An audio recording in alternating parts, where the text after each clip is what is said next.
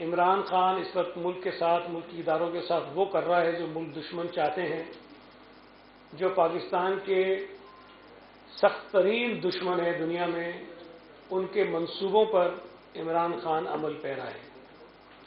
आज ये बात बजा तौर पर कही जा सकती है कि इमरान खान और भारतीय मीडिया एक पेज पर हैं, और जिस तरह से इमरान की पजीराई भारतीय मीडिया में, भारतीय सियासतदानों में, भारतीय हुकूमत में हो रही है, उसकी शायद माजी में कभी कोई मिसाल नहीं मिलती है।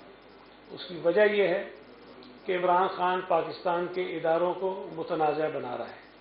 ख़ास तौर पर जिस अंदाज से वो पाक फौज के ऑफिसर्स के ऊपर एलिगेशंस लगा रहा है और जिस अंदाज में उनको दुनिया भर के सामने रुस्वा करने की कोशिश कर रहा है, ये पाकिस्तान का कोई भी मुहिब वतन शहरी नहीं कर सकता है। इमरान खान के पास अगर शवाहिद हैं तो वो शवाहिद उसको लाने चाहिए सामने कि जी हाँ, अगर मैं इस शख्स का नाम ले रहा हूं तो ये सबूत मेरे पास है। कल भी उसने जब CNN पे इंटरव्यू दिया तो उससे जब पूछा गया कि आपके इल्ज़ामात के पीछे क्या सपोर्ट आपके पास है, कौन सी शहादतें आपके पास हैं, तो उसके पास कोई जवाब नहीं था।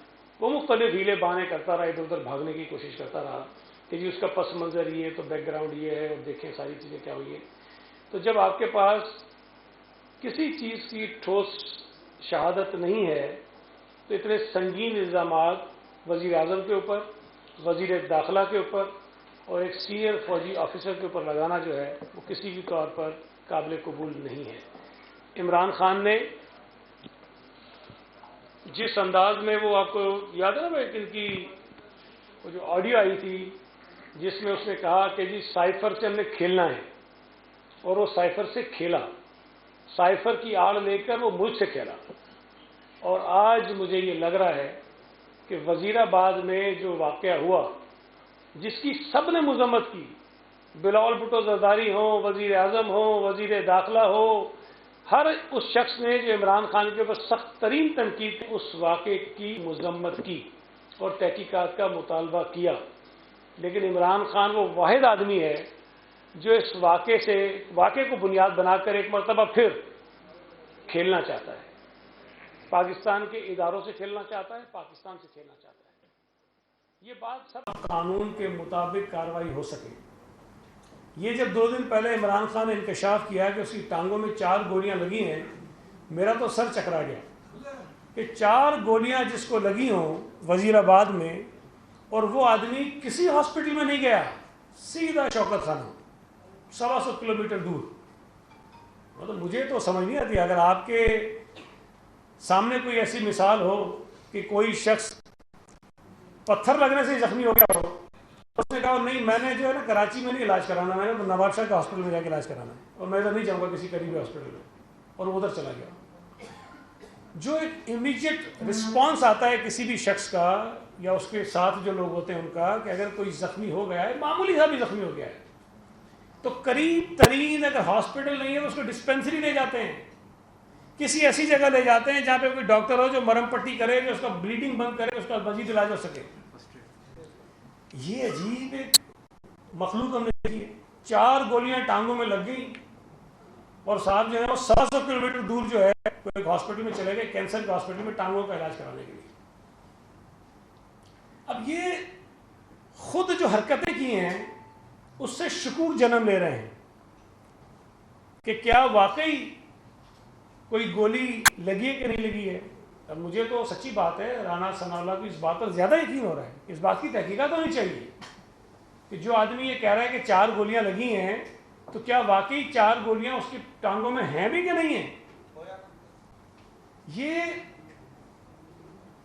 इस इशू को बुनियाद बनाकर एक मरतबा फिर, अब देखें ना, उनको FIR कटवानी है, भाई हुकूमत तुम्हारी है, ये तो अगर वहाँ नून लीग हुकूमत में होता है तो हमारा खून पी जाते हैं कि जी हुकूमत आपकी और FIR हमारी मर्जी की क्यों नहीं कट रही है।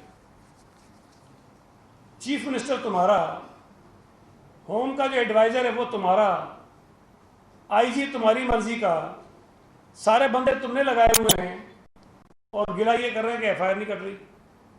और खैर सुप्रीम कोर्ट के कहने पर एक FIR तो कटी है, जो वाक़या सबके सामने आया उसी वाक़े को बुनियाद बनाकर कटी है। उस एफआईआर को भी ये किस तरह खेलेंगे उसके साथ और उस एफआईआर को बुनियाद बनाकर मुल्क के साथ खेलेंगे दोबारा, ये एक बड़ी ख़तरनाक बात लगती है। मैं बार बार ये मुतालबा कर रहा हूँ कि इमरान खान इस मुल्क के साथ खिलवाड़ कर रहा है, इस मुल्क के इदारों के साथ खिलवाड़ कर रहा है, इस मुल्क की नस्ल के साथ खिलवाड़ कर रहा है, हमारे मुआशरे को तबाह कर रहा है। इमरान खान एक आइन शिकन आदमी है, अना परस्त और हट धर्म आदमी है। उसने इतने जराइम किए हैं कि उसके खिलाफ कानून के मुताबिक कार्रवाई हो सकती है, उसको गिरफ्तार किया जा सकता है। मुझे नहीं समझ आती बात कि अब तक, एक तो खैर वो लाडलापन है अदालतों के सामने भी, आज भी वो लाडला है, उसको रिलीफ मिल जाता है, शायद ये डर हो हुकूमत को। लेकिन बहरहाल अगर किसी शख्स ने आइन शिकनी की है तो उसको गिरफ्तार किया जाना चाहिए। इमरान खान ने अभी जो नया ड्रामा रचाया है, मैं तो मुतालबा करता हूँ वफाकी हुकूमत से भी कि वो खुद कोई इंडिपेंडेंट लोगों का बोर्ड बना दें, वो जाके इमरान खान की टांगे तो चेक करेंगे। 4 टांगे इसकी, जो 2 टांगों में जो 4 गोलियां उसको लग गई हैं,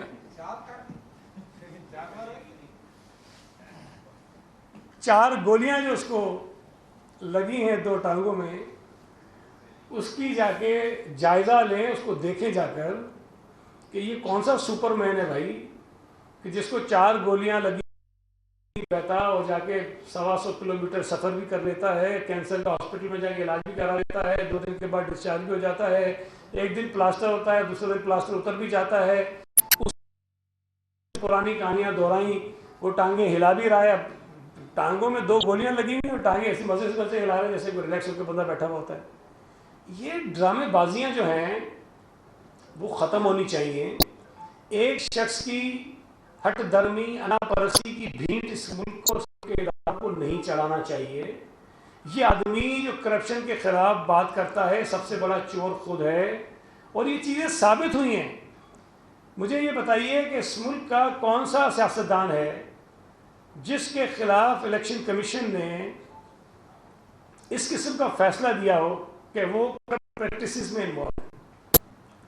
इलेक्शन कमीशन ने ये कहा हो कि उसने चोरी की है, उसने छुपाया है, इलेक्शन कमीशन ने खुद कहा है।